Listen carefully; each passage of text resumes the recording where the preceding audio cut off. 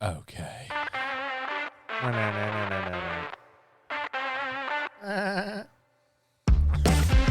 Me.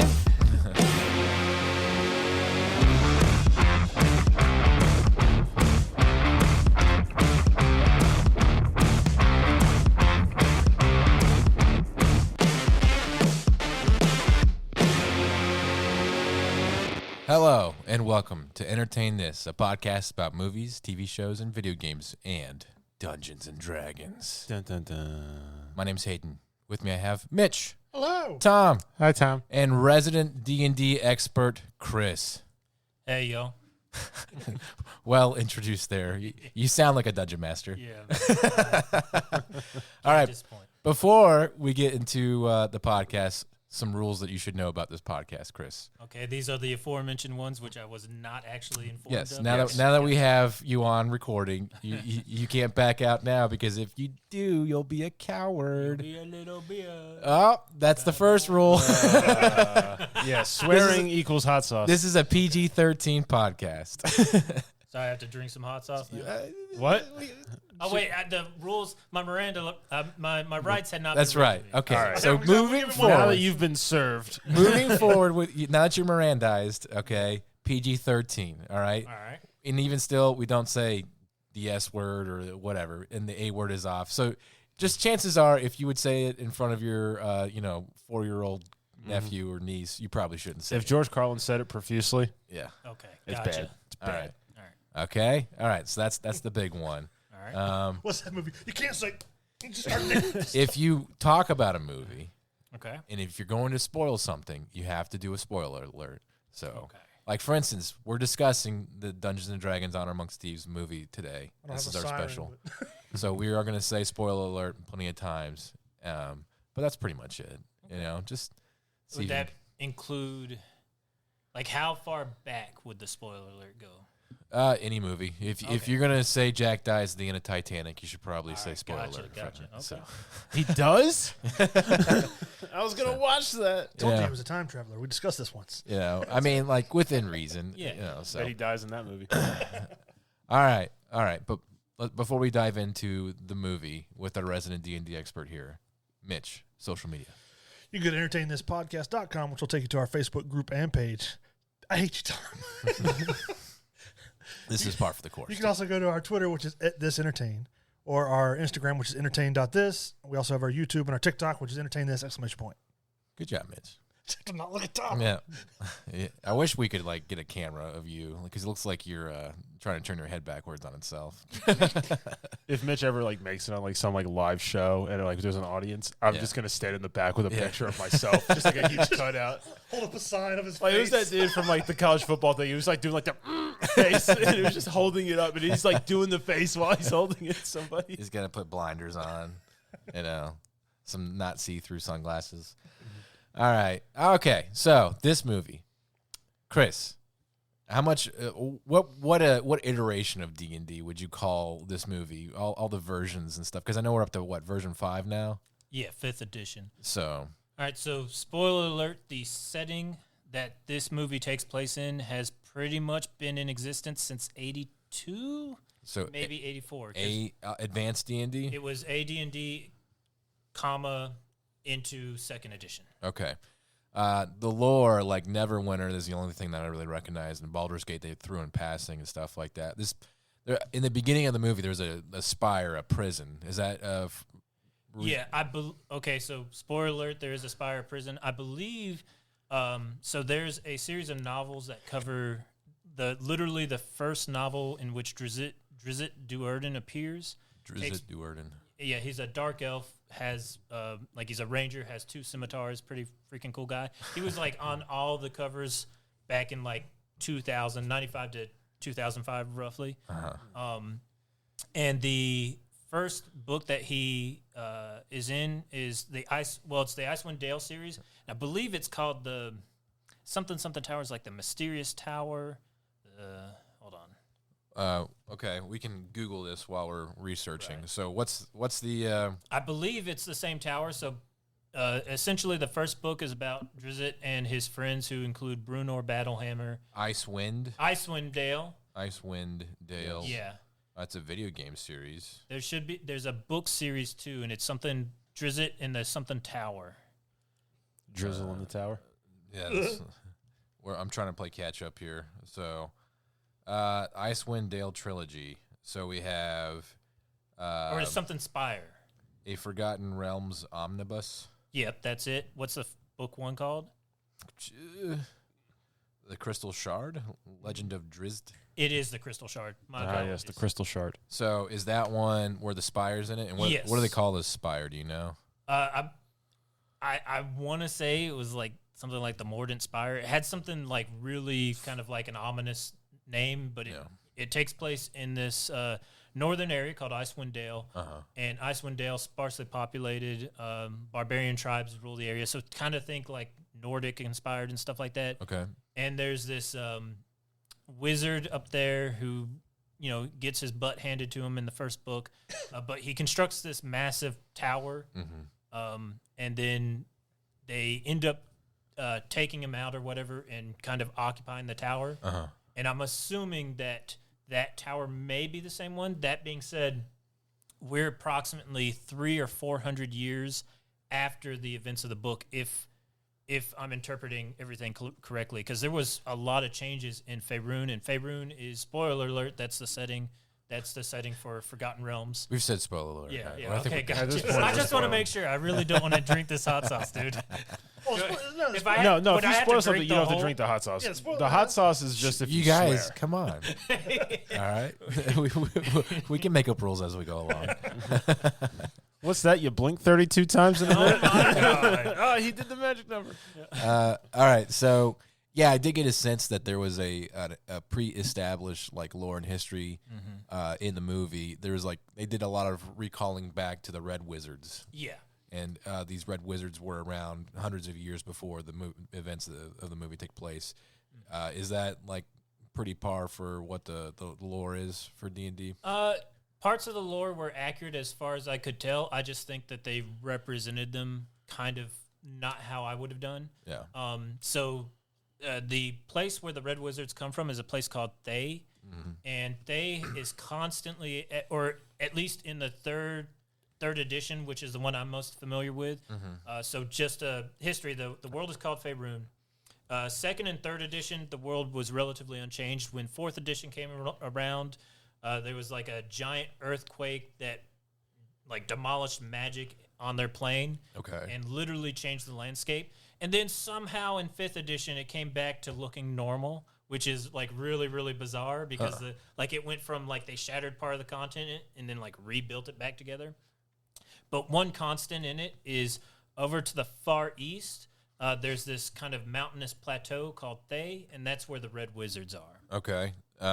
So you would say that the events of the movie take place during third edition? No, probably a good bit after it.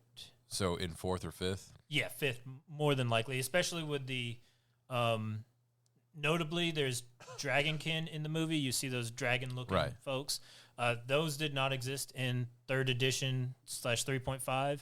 I don't think they existed in fourth. They definitely do exist as a standard player race in fifth edition. And ostensibly I think they've retconned and said they were always there or whatever, and they were just called half dragons or whatever. But now they're far more notable. We see in spoiler alert, we see in one scene that's someone gives a beggar some money and it's a dragonkin. Right. And back in third and 3.5, dragonkin or half dragons or what have you, whatever they were far more rare than they are now. And so I'd have to say it's definitely during the fifth edition times. Thay is still around, and Okay. So the Thay, are they the big bad guys in D&D land? yeah, they're one of the groups. So typically in D&D there were kind of two hallmark settings that really most adventures, especially published adventures from TSR or Wizards of the Coast, there are two settings that most of those adventures take place in. One of them is Greyhawk, and one of them is Forgotten Realms. Faerun that's the world of the movie. That's the Forgotten Realms. That's what we were seeing. So Gary Gygax, the guy that made D&D, he like at what point? I guess maybe at some point after the original vanilla D&D when he signed to, was it Wizards or was it to? So they initially created a company called it's called TSR, but it stood for like the strategic tactical strategy reenactment or something like that. It was something strategy something because TSR initially started as a game for war games. So a little bit of history lesson about D&D. D&D actually stems from a war game called Chainmail.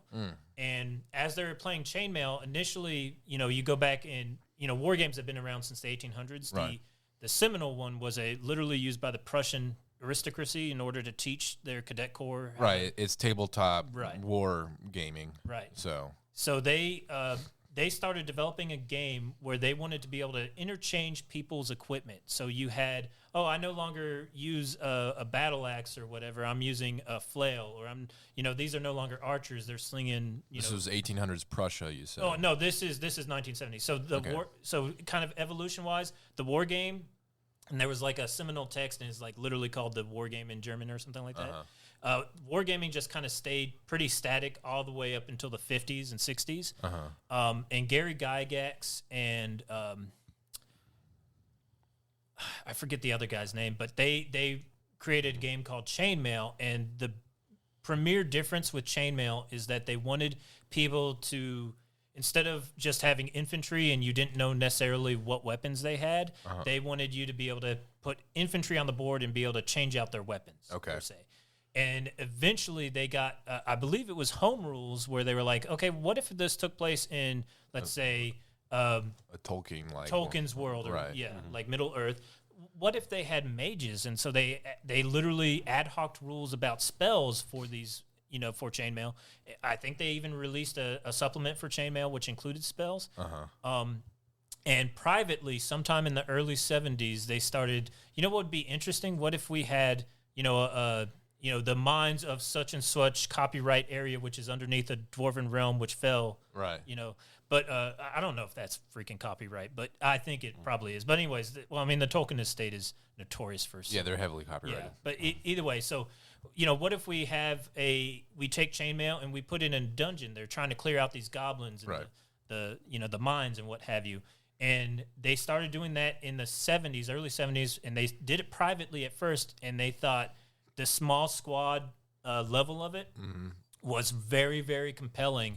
They were like, I think we've got a new genre of game. And then, like, sometime in the early 70s, I want to say 76, is when they released, the old red box. The original D&D box. Right. Okay, so from wargaming and basically infantry squad mechanics and stuff like that, a couple of mechanical engineers, and I say mechanics like as in die mechanics and like physics mechanics and stuff like that, decided that the best rule of play to enjoy a fantasy, imaginary world would be through a party, right? Right. And so they limited, they didn't necessarily limit it to any amount of people, but it works best, from 2 to 6 maybe, right? Right. So, and that being like the focal point of this movie, with roughly 4 to 5 people in and out of the party as the movie goes along. And it felt like there was a nice wide range of representation. One thing that D&D, I think, is notorious for is how the Dungeon Master, for instance, will explain a plot and a setting, and it looks like it's going to be a straightforward cookie-cutter kind of story. And then it goes off the rails. The weird imaginations of the players takes it and makes it goofy as hell and funny and interesting. And that's one thing that I really appreciated and saw in this movie, like how they could take like a level 1 spell and find a way to like nuke, like the guy that was in the cave with the candle finger, candle finger, right? They have this obese dragon that can't breathe fire. Dragon. He can't breathe fire, but he can breathe out the fumes, right? And so he's able to use just his little kindled finger to detonate this cave and stuff like that. And Dindashad was the name of the dragon. Is that a real dragon? Yes. Okay. So was he a huge, like, fat dragon? Yeah, okay. Pretty much. He's eaten other dragons. What? Okay. So, well, before I leave this point, because I want to come back to that, but I do feel like especially when you're first starting to play D&D with other kind of more experienced players, when you're in that level 2, level 3 era of role play, it's not so much about just getting through those levels to get cool stuff. It's about finding ways to break the game, you know, with whatever goofy spells you can have to abuse the system, take advantage, and like, you know, find a back route into wherever you're going. And there's been times where we've played with you, Chris, and you've had a whole intricate plot figured out for us, and one of the players just found a way to shortcut it all. Yeah. You know, and it's great for the players. It's terrible for the DM. It's well, no, it's fun for me because I mean, part of it is the story. But like, you know, I could write a novel if I wanted to, Right. per se. It's fun to see how the plot develops or how it evolves. Like, I mean, the classic example for us would be using a relatively low-level spell to create a spiked pit, and Right. then using another relatively low-level spell to push a creature into it. Yeah, and I was like, that was fantastic. But, you know, you definitely see, like, the plot-making aspect.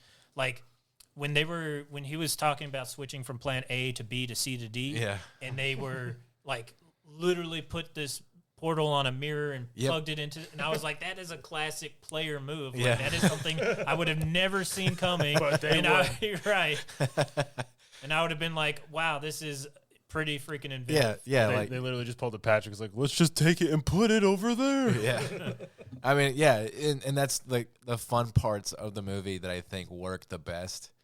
That I would never have thought that you could have made, you know, as a visual medium in a movie. Like all the think tanking that a D&D party can come up with to in the most goofy, obscure way figure out how to achieve their objective and pull it off. And they kind of They captured that. yeah, essence. they put that in that movie, and it was pretty cool to see how that works. You know, there's a couple things. Like, the best part too is in the very beginning when, you know, the main character has this elaborate escape plan out of that prison, and then they do it, they escape, and the guy was like, you know, you're a part it anyways. We were going to let you go. There's been situations like totally where it's such you did all that heavy lifting for no reason. Like, you guys literally just could have just walked out. It's like you were good. All you had to do was ask. And so they grabbed like the Tengu warrior guy from Power Rangers and launched out of a poor window. Jonathan. They pushed him out. Yeah. Poor Jonathan. Yeah, he's had a rough go of it. But yeah, okay. So back to the fat dragon. Was there like a lot of references that only people like you would totally understand in that movie? Yeah. Oh yeah. So there were a couple right off the top, like terms of name drops. So, probably the two biggest name drops was Mordenkainen. Mordenkainen is a powerful mage. I believe he might still be alive. I believe they also referenced Kelvin Arunson, the Blackstaff, which is another powerful mage. Mordenkainen, by the way, has his own card in Magic the Gathering when they did that crossover. Oh, event. yeah. Yeah, it's a beautiful card. But the biggest one in terms of name drops was they mentioned Elminster as the forebear, probably, you know, several generations back for Simon the Mage. And Elminster was created by Ed Greenwood. Ed Greenwood is the guy who created the Forgotten Realms. And he, I personally believe that it's, you know, some sort of, you know, what is it called when you kind of input yourself into your work, like a writer's insert. Okay.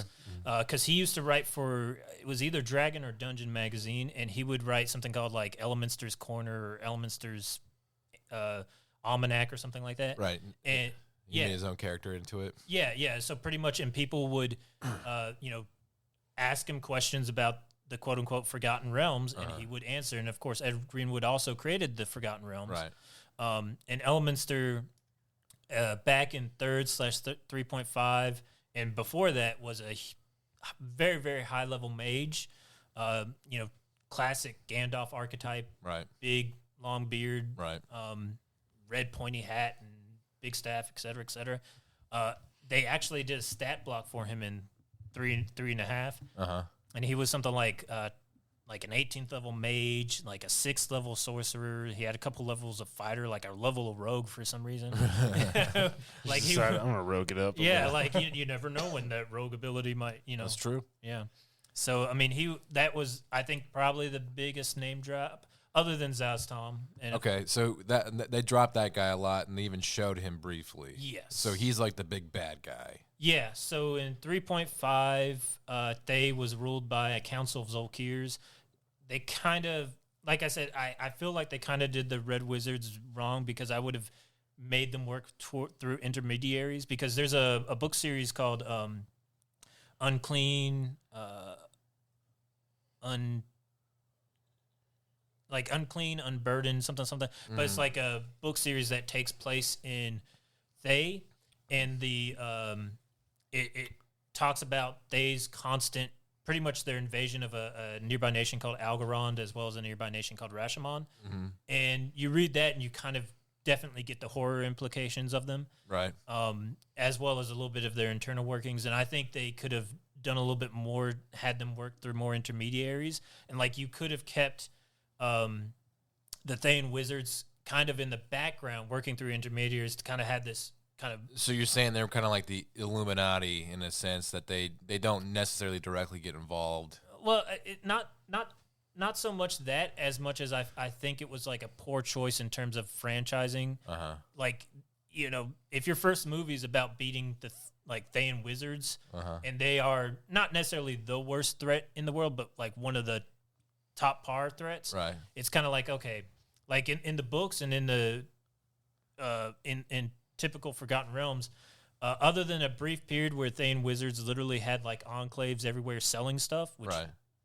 kind of a weird thing. But other than that, if a red wizard showed up, it was kind of like, stuff got bad. Yeah. Like an emergency situation has happened. We don't know if he's in the city, but we need to find out, and we need to either move or get him, So there was a lot more. Maybe you could go that way, because Gravity. she was like, it was thought that the wizards were gone, and the red wizard that the antagonist in the movie was like in hiding the whole time.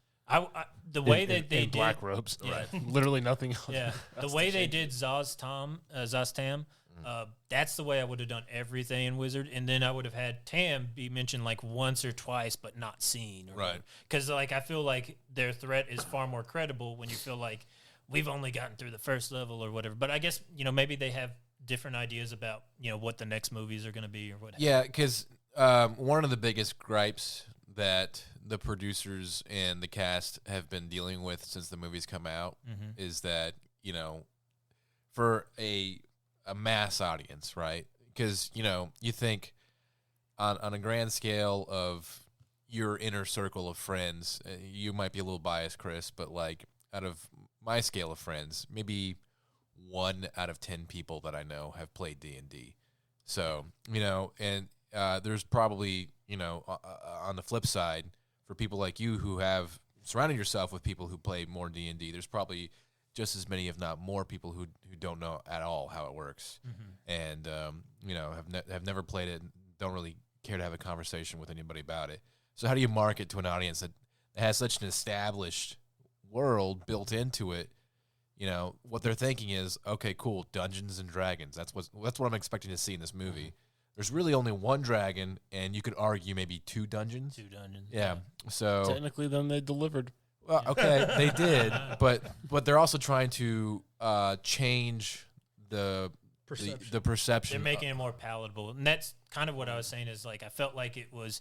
Now, I don't say this as a bad thing, because there's definitely room for this kind of story told. I just wish it was a different enemy than they, but it was kind of like the Marvelization of it, because it was, kind of reminded me, very reminiscent of a Marvel story, but maybe with a bit longer of a tail.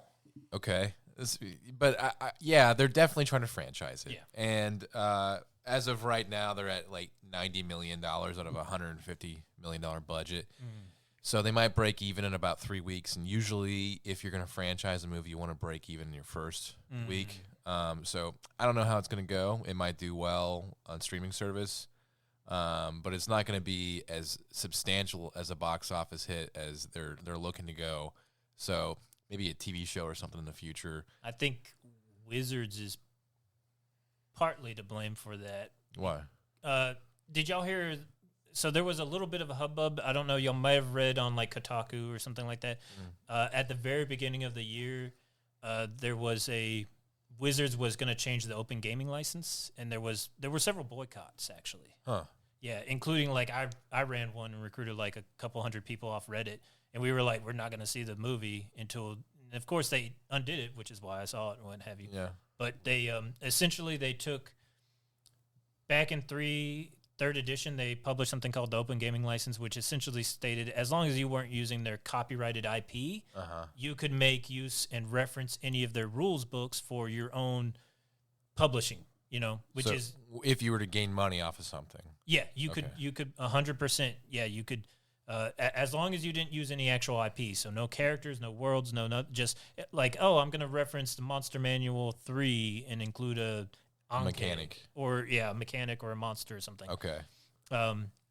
And while this technically, there's still a good bit of debate, and I lean towards the side that it's arguable that they couldn't. I mean, you can't copyright rules. I couldn't copyright dominoes, right? I can't copyright like, hey, I own the copyright to rolling a 20-sided stone. Right. Like you can't copyright the rules per se. So there were, especially in the second edition, because TSR, which was second edition, they were sue crazy. They tried to sue everybody. Right. But that's actually how GURPS got started, but that's another story.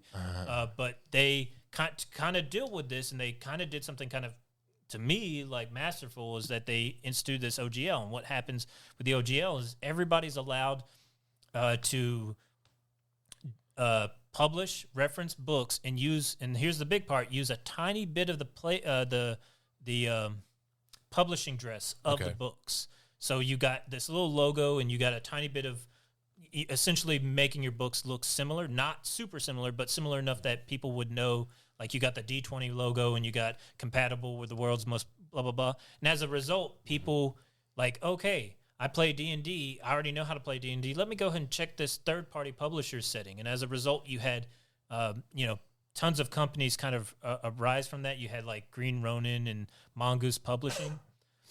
And for example, like one of the big ones was Paizo, which did Pathfinder. Right, which is what we play. Right.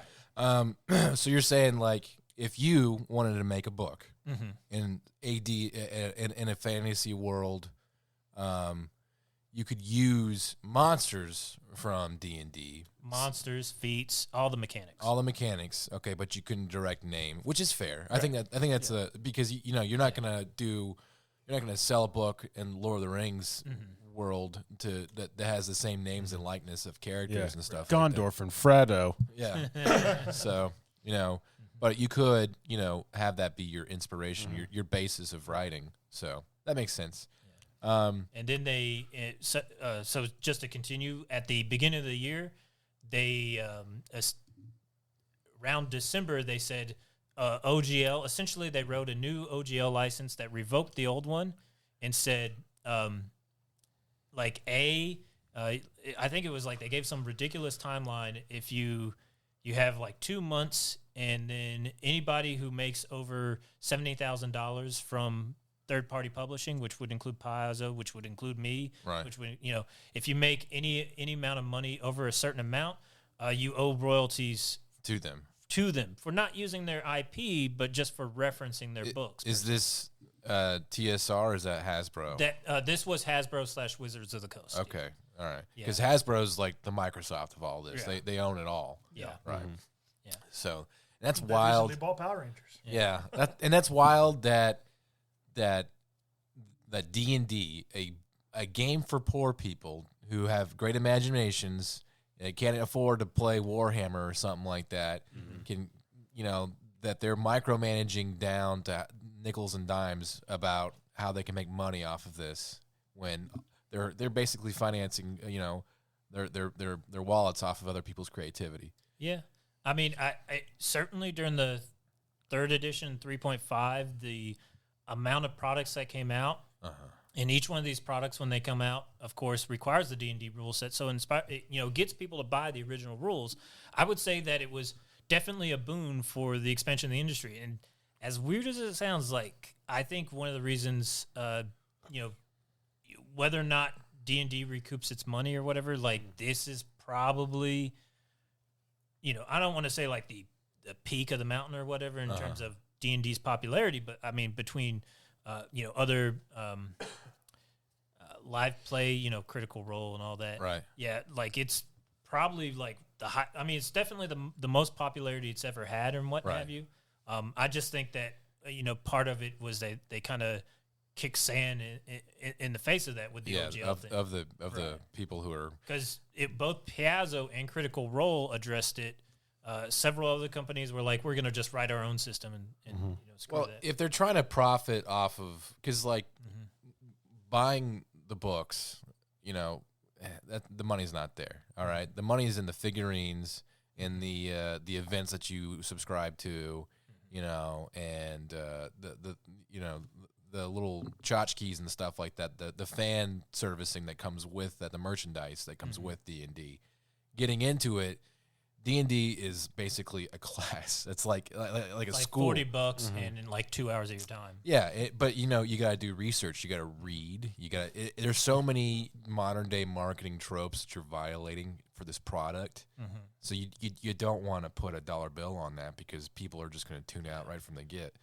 Yeah. So they kind of tried, and this is one of the other things that went with the boycott. So they have this service for 5th edition called D&D 1, and when the boycott started, so D&D 1 is apparently not quite a tabletop, but it's just somewhere that you can store character sheets and other stuff. Right. I don't know. I've never subscribed to it. Other than the Spelljammer or whatnot, I wasn't really too much into. Is that the one where it comes with pre-generated character sheets? What, D&D 1? Yeah. Yeah, I believe so. I've played that with my kids just to have something easy to start out with, So, yeah, I understand that. But it was apparently some sort of monthly subscription model, and they had, I don't know how many subscribers. I just know that the impact, because one of the parts of the boycott was everybody go ahead and unsubscribe, cancel your D&D. Okay. Like, literally, like within 2 weeks after making the announcement, after the boycott started, they said, okay, we're going to look back on this. Yeah, we've heard you. Then like another week, they were like, yeah, we're just not going to do it. We're sorry. We don't feel that we want, and this is literally verbatim from the statement from Wizards, who's under the Hasbro or whatever. Right. Verbatim, he's like, we feel in this circumstance, you won and we won. And it's like, no, you kind of lost. Yeah.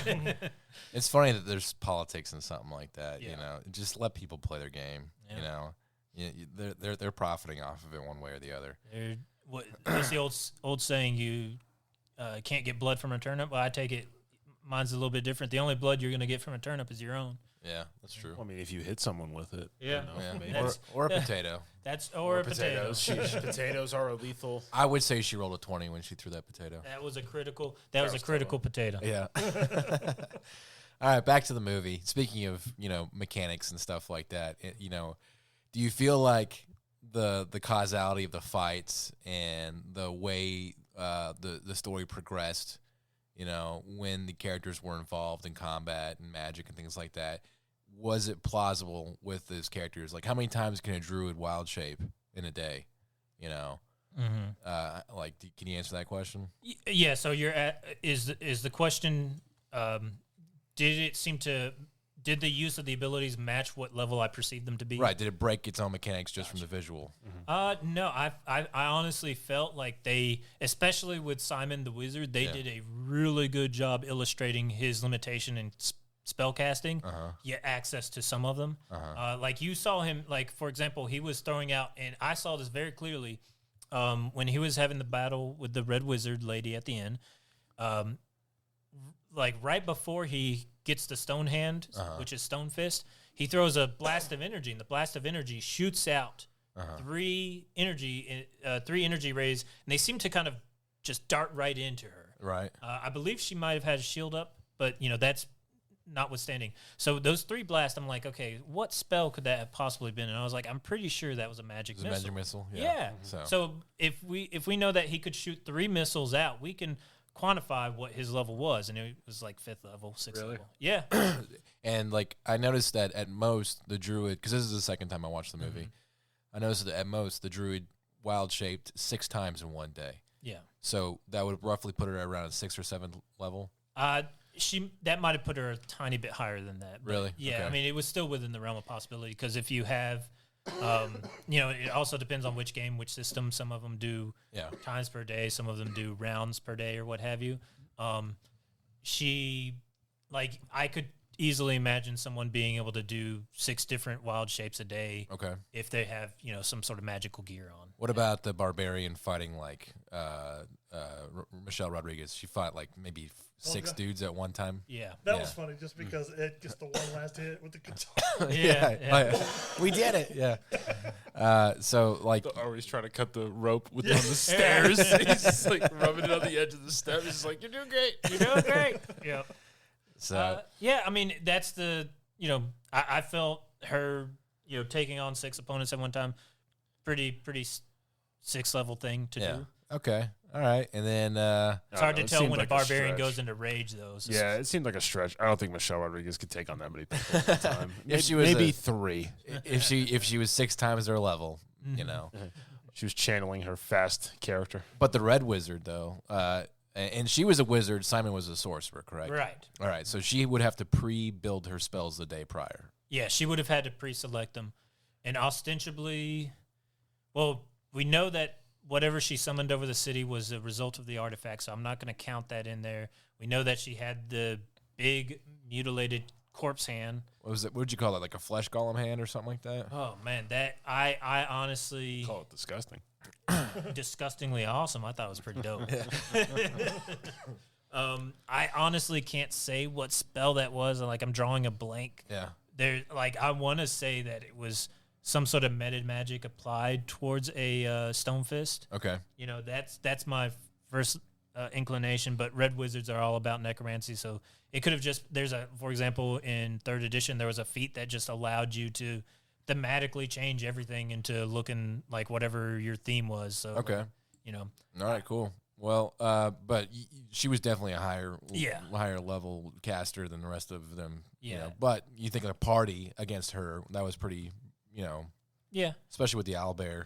I'm trying to think of in terms of the highest level spell I saw her cast. Well, that time slowing spell's got to be pretty high. Yeah. That would be something like 7th. I'm thinking if the first spell she came out with, if that was supposed to be a meteor swarm, and that's a 9th level. If that was supposed to be a meteor swarm, and we're not entirely sure. I mean, they don't meteor swarm. They don't fucking. They don't freaking. Oh, there it is. Pikachu, There why it is. you? Get him a spoon, Mitch. Yeah. Don't just drink that straight up there, Chris. We're gonna help you. Mitch, get the paper towels. This is how we treat our guests on this podcast. We're talking like a pea-sized. Oh my God, Black Mamba. Did you not know what it was the whole time? Oh no. Yeah, it's All right. All right. it's not even accurately Put you a dot on there. accurately. Whatever you consider Put to what be you're a dot. willing to do. Just make sure that the audience really understands your pain and suffering right now. Luckily, I have my. Oh my God. Yeah, put a little bit of that back. yes. Put a lot of that back. There you go. What Scoville is this? Is this from? Have you ever been pepper sprayed before? Yes. Yeah, it's about that much. No. Pepper spray's not that bad. This is it's called Satan's jizz. There you go. Does that not occur? It should. All right. I left that much on there. All right, that's That's- an acceptable amount. Yeah. While you're dying, we'll discuss some other things. We'll talk about amongst the movie. ourselves. All right. Yeah, So there it goes right there. one thing that I really liked about this movie, feel free to die in silence, Chris. You're holding it together really well. Yeah, God be with you. It gets worse. Just a heads up. Oh yeah. Coming out. That's later. That's later. Oh my gosh. Oh my gosh. Has anybody got milk? I wonder why we can't No. get guest speakers for this podcast. Sorry, I do not have milk. While you're dying in silence, though, Yeah. one of from a writer's standpoint, because I dabble in writing on the side and whatnot, and I kind of thought this was just going to be a cookie cutter adventure story, and the main character Do what Ed, you gotta do. the main character Ed, he had a mission the whole time was to get this artifact to bring his wife back from the dead, and I really appreciated it at the end of the movie. that Chris is waterboarding himself right now. I really appreciate at the end of the movie that his daughter, who was like basically a secondary to getting his wife back, when he finally got his daughter, and she, projected a motherhood to this other character, to Holga, the barbarian, and when she was dead, Holga dies at the end of the movie. Ed saw that and was like, okay. She was basically her mom. Right. Yeah. And it was a platonic relationship between the two of them, Ed and Holga, but they were both parents to this kid. Yeah. And he basically sacrificed his main quest to bring his wife back, to bring back the mother. And I was like, what an intelligent way to... What was that called? The Devil's Diarrhea? Something like that. And what an intelligent way to keep the audience on their toes, to like have that bittersweet ending. I really didn't see that coming, and I totally appreciated that kind of that writing process to kind of give the character and the audience something that they didn't know that they wanted. How you doing there, Chris? Is Is it still that bad? Yeah. I just got shopping. What did you guys think? Like as far as like the story, was it predictable? Did you see where they were going with it? I mean, yeah, but I got caught up in watching the movie. Yeah. I figured it was probably going to go somewhere like that, and I was like, he's just going to use it for whatever, Right. stone or whatever for. They laid the groundwork for it. They did. You knew kind of that's what you were walking into, but it was a Right. fun journey. It was a getting fun there. journey. I read a review where I wasn't bored watching this movie. I read a review where somebody said that it's kind of like a sloppy thrown together adventure, but in that essence, it has like a pretty little kind of like vibe to it that makes you just kind of want to keep watching. Like you can sit back and just be like, I'm a part of this adventure now, and like Lord of the Rings or something like that, and you can enjoy the journey together. Well, it was good, and they used good actors and actresses for it too. That because Chris Pine, he's a funny guy when he's doing these kind of roles, and Yeah. he fit with that kind of character That that he was vibe. doing. It'd be fun to sit and watch them go on another adventure. It was kind of like watching Kirk and playing Dungeons and Dragons. Yeah. Eat that recreationally? Yeah. Insane. He's back. Yeah. You all right there, buddy? That's our fourth bottle. God, dude. Mitch just drinks it. Uh-oh. It's still not back yet. Yeah, that's a 6 million Scoville unit. Yeah, sauce. 6 million Scoville units. Yeah. That's hot. For those of you who don't know that kind of scale, that is hot. I put the disclaimer out, Chris. Very careful about that. Yeah, it's normally a self-correcting. Yeah, Tom was a sailor before he got on this podcast. Now he's a good little boy. Now I'm over here going, oh, daisies and fiddlesticks. So Got a chocolate brown chili pepper in I it. can't feel anything back here, and I'm worried. yeah, it'll come back. It's just partial paralysis. It's actually real snake venom. Give it a day or two. Yeah, I enjoyed the story. Though I don't think the jokes necessarily landed every time. There was plenty of humor, and it was definitely like party humor that you could appreciate if you played D&D, or if you didn't, you could kind of get the wit and where they're going with it as a layman. But I thought Hugh Grant's character. I forgot Hugh Grant was in this. Yeah. And where they're sitting like before they had the previews, whatever, and all the actors are just sitting there talking like, "Oh yeah, check out our movie. We hope you like it." This and I was like, Hugh Grant's in this. yeah, I was like, they dug him up for this. yeah. It's like Bradley Cooper. Oh yeah, little Bradley Cooper. I didn't want to tell you guys about that. That was the best. I was gonna blur it out. It's like that's his actual height. The heartbroken Hobbit. He's got a He's thing like, for like a giant. hobbit. He was like a GI Joe, like a 12-inch action figure walking around. Who has a thing for giant women? It's just like he's like looking up at Michelle Rodriguez, and I was like in my head, I'm like, death by snoo snoo. Yeah. Like, But, I wanted to go, shut up, little Bradley Cooper. I was listening to an interview with all the cast, and they were talking about how, and Hugh Grant was there in the cast listing, and they're like, and the guy asked him, of course, have you guys played D&D? And they're like, yeah, the movie producers made us play D&D, and Hugh Grant was like, excuse me, I was not invited. And apparently, the producers thought that Hugh Grant was so far above it that he wouldn't want to be a part of it, so they just didn't even invite him. And he was to mad? play. He was a little bad. he was like, I just want to know what it's all about. I So wanted to play. yeah, I'm surprised what they didn't get what's his face for a Vin bit. Diesel. No, not Vin Diesel. The dude who plays Deathstroke. Oh, Ryan Reynolds. No, Joe Manganiello. Joe Magic, because he's Does like he a play? huge How do you say D&D. it? Oh yeah, Hollywood commemorative dungeon. Yeah, he just had like a custom table made. And No everything. way. That's gonna be us one of these days. Oh, man. he so him, Tom Morello, There's a lot of a whole bunch of dudes from Hollywood gather and play. Yeah. D&D. Yeah, They'll and- play for like hours and at it's his funny house. because Chris Pine was talking about it because he said his nephew or something played and he watched him and he's like, I could really get into this because it's basically just impromptu acting class. If you stick to a character and you make yourself be that character, when we play, we're not that cool. We we'll have like a weird quirk and then we just kind of forget about it as we go on. You start just in your head, you picture Aragorn, and Yeah. then it just it goes off. the roof. Deludes into balding Yeah. Tom. So, Yep. but all right, now that Chris is back, Yeah.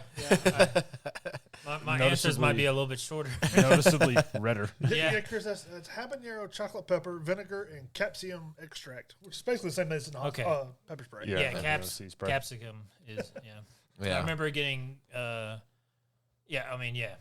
been sprayed before. yeah, in the military, right? Right. No, Yeah. it was by a woman. Yeah. Hey, whatever No, you don't Don't kink This was totally shame. off the books. don't kink shame him. But That's not your purse. I don't know you. I don't know you. um, And then he kicks him in the. I'm not even gonna risk anything. You can say balls. No, I don't know. you're gonna You catalyst. could say He's down to yes and those. no answers. You're gonna catalyst Tom into getting hot sauce here. That's what you're gonna do. I'm not saying anything that's even remotely close to anything that could be offensive or a curse word. Yeah. Profane in any way. Y'all like that. That is good. Like Pavlovian training right there. Like it's already taken. It's- effect. told Just know we've all done it more than once. Yeah. Yeah. Good Lord, I don't. Well, we've had that bottle for going on a year now. And that's as much as we take. It was full to the top, so we're about what, maybe a tenth the way through. So But you gotta, I thought I would be able to hang because I put Frank's Red Hot Sauce on my pizza. I Yeah. was like, oh, I can handle this. yeah. It's literally just cayenne pepper with a tiny bit of vinegar. Like that is the real deal. after taking that, you can drink Frank's Red Hot. Yeah. When you put it on the spoon that much, I was like, ooh. I was like, oh That's my. gonna be bad. I was like, in my head, I'm like, We we should should have call not said 911. I was like, he's gonna have to go to the hospital. Yeah. I thought for a second there, from just the little taste I had, I was like, that's why I was standing over there. It's pretty quick when it gets to you. well that, and I thought I was gonna. Yeah. Oh, Yeah. Chuck.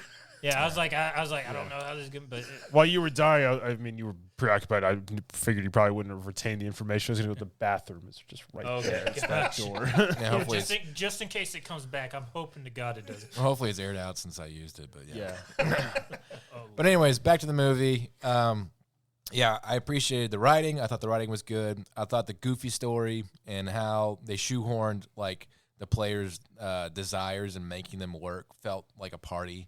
It felt like somebody had played a D&D game and they from the beginning to the end that was their story at one point, you know, and it felt true to the source material.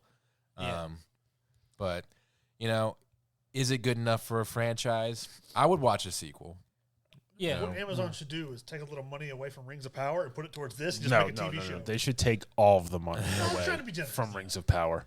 And the best part about this too, because we don't cross the line into politics too much, but the source material for Rings of Power is obviously Tolkien based, and Tolkien's very much about race and skin color and size and whatever of people making sense based off of their origins and where they came from. I feel like Dungeons and Dragons is a great excuse to have whoever you want to be whoever you want. Yeah. Yeah. So because. Why not? It's a player-based anything, and anybody can be anything. I mean, if you So- made a TV show of this, you could go on as long as you wanted to. Right. As long as people are watching. I mean, you do have, especially like when you take a look at the Forgotten Realms, like there are portions of it that are analogous to places on Earth. For example, there's like relatively an area called Zakhara, which is largely, Arabesque, Pardon me. inspired by the Near East, right? Uh-huh. Then you have like Atlantica, which is of course Atlanta. It's obviously Atlanta. It reminds me of that Futurama bit where like they go underwater and they see like a banner that says ATLANT, and there's like a tarp covering up the last letter, and you think it's going to say Atlantis. And they unpull it, and it just says Atlanta. The lost city of Atlanta. We found it. No, where they did the one where they go underground and they find the lost sunken city of New Orleans. And they saw like the Girls Go Wild camera tits turn Mardi Gras and skeletons with beads. Yeah. So, but yeah. So, I mean, yeah, you can definitely have like because the area that it takes place on the Neverwinter, Luskin, Waterdeep areas very cosmopolitan, so have tons of people. So okay, that makes sense. I mean, this might be giving money to other people, but they could just make this like they do the American Horror Story, and just a different, Just get each different season, just a actors. different group of people. I just wanted to see one bit where someone like threw a dice and did something. Yeah. all right. We're running out of time, so thank you for your sage wisdom and your sacrifice for this podcast, Chris. Dude, And- I appreciate it. It was fun. I liked it. Yeah. Other than that. Yeah, but we'll definitely have you back because we're changing things up in the future, and we've done things in the past too where we did a board game and recorded it, and I got some positive feedback, some I don't know, not my thing kind of, but Well, it didn't help that we didn't know what we were doing. right. So We recorded it. it may be better planning in the future. But before we let you go, Okay. we have one more opportunity to punish you.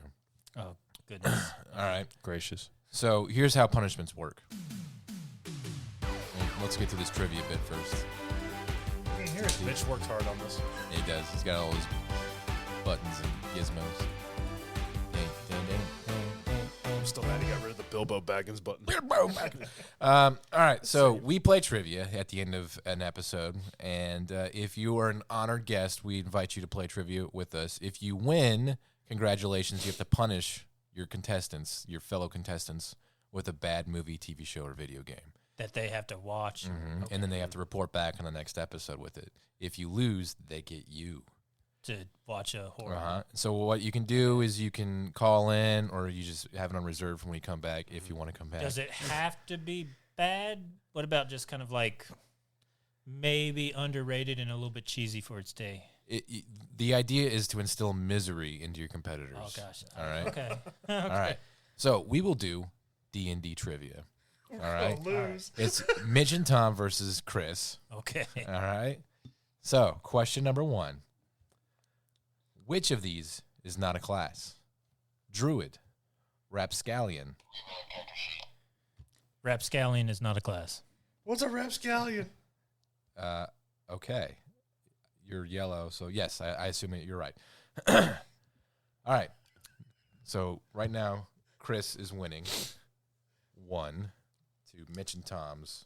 This is like, hey, Mitch, Tom, you guys are going to go against Einstein in physics. All right, next. What nickname is the game known by? D&D? Yes, Chris. I don't want to just, I thought it was just called D&D. It's called Goblins. Nilbog. Yes. What year was the game first introduced? 77. Oh, I'm just kidding. 1982. No, that's not an option. That's not an option. But 76. wrong. 1975. Wrong. 74. Wrong. 78. Wrong. 72. Wrong. 69. 70. What? 69. Yes, Mitch. Oh, thank God. Okay. Keep throwing out years. You're on the board. Oh, God. We're good at yelling out numbers. What does DM stand for? Go ahead, Chris. Dungeon Master. Yes, Damn it. I knew that one. That was He doesn't count that. Oh. Yeah, we had a big to do Ah. I about say that. it is, but they don't. Oh, okay. Because They you're don't actually telling someone, God, presumably, to smite this thing. I get it. Anytime, Lord. What's the name of the film starring Tom Hanks that was based? Mazes and Monsters. Yes, Chris. I was going to say Joe versus the That's a volcano. great punishment there. Never heard That- of that. Turner and Hooch. I'm trying to think of something worse, but if it comes down to that, it's either that or maybe Virus from like the Castaway. 80s or from the 90s. I don't know. We'll see. But we want to be D&D flavored. Yeah, it might go. You might go that way, or if you just have a bad movie in general that you can remember, or video game or TV show. Okay. All right. What's the maximum number of sides a die can have? Guns. 20. 20? Yes, Mitch. Guns. Lots of guns. At least Mitch is doing well. Yeah, he's carrying I'm just your team. throwing out stuff just to hope. I feel like I'm buzzing in, but no one listens. All right, which of these is not a race in D&D? Human, elf, half-orc, fawn. That last one, Which was? fawn. Fawn. Fawn is a baby. You are correct. It's only because I've heard of the other three. I don't know. Mitch and Tom have 3. Chris has 4. Uh-oh. Okay. Okay, this is an interesting one. What shape is the board? Rectangle. I don't know. Well, I mean, That's not an option. Oh, It is hand-drawn, so it changes every single time. So the answer could be, Any shape, or not a shape. there is no board. I'll give it to you, Chris. Okay. There we go. there is no D&D. It's all made up. It's all been in your minds. It's one big conspiracy. Yeah. This is like just a way for us to try to seem cool with each other. Doesn't really exist. We don't play a game. All right, which TV show currently features Dungeons and Dragons? Stranger Things. Way to buzz in. Mitch there. buzzed in for me. We're a team. All right, I'll give it to you. I was just gonna guess too. So Chris has 5. Mitch and Tom 4. You're welcome, Mitch. What is the name of the guy who created? Gary Gygax. Yes, yeah, that guy. Yeah, I was gonna Parthenax. guess that too. Parthenax. And I believe that brings us to the end. 10 out of 10. Yeah. Shocking, we didn't win. Wow. 6 to 4. Wow. Chris Who'da wins. thought? Congratulations, Chris. What is their Thank you. punishment? Mazes and Monsters. We'll go with the classic. Yeah. So this was made during like the Satanic Panic era and Yeah. was trying to encourage people not to play. I actually have watched this movie. Oh yeah. Yeah. It is goofy. It is very goofy. Yeah. So I would be excited for you guys' review on this. So. We'll be excited for the thing that I had to punish you for not doing one of your punishments. Tom didn't do one of his punishments. I feel like I'm getting punished already. Let's not get all bogged down on who did what. Well, thanks for getting deep in the nerd with us, Chris. We're definitely going to have you back to talk about stuff, in the future. We are a podcast about movies, TV shows, and video games, but board games is obviously a thing that we do on our side, and You couldn't have Dungeons and Dragons the movie without the game. that's true. Mm-hmm. So the Source Master's here, and there's obviously things in the entertainment world that you appreciate that you could add to the podcast as well going Sweet. forward. So, Yeah, I look forward to it. Thank you guys for having me. all right. Well, that's it. Anytime for anyone else gets to do the hot sauce, it's always a great occasion. that's it for this special review of Dungeons and Dragons the movie. Before we dip out, let's go ahead and rate this movie. I'm gonna give it a 8 out of 10. What would you guys call it? I would give it an 8 out of 10. Yeah, I'll give it an 8 because I'd like to see another. Yeah, I'm leaning towards a 7 or a 7.5. What was your biggest hang up with it? I just feel like maybe some elements could have been presented a different way. Like I really feel like you could have, I would prefer, okay, so there's typically kind of 2 ways you go with like fantasy, like either you're going like really highbrow, like, Lord of the Rings or Game of Thrones types. Everything you take it very seriously. Yeah, and I lean towards that, and I would have, I really like the Thayan, the Red Wizards, and I would have appreciated more like a horror theme to them. Okay. He's just a little more critical because he actually knows what it is. And I'm Right. just watching because I thought it was fun. But it was very fun. It was very entertaining, and I recommend anybody who's interested at all definitely see it, man. Yeah. Okay. Well, there you go. You heard it from the absolute nerd Yeah. involved in it. So, but yeah, we'll have you back, Chris. So thanks for coming on. We'll see you. Goodbye. Yeah.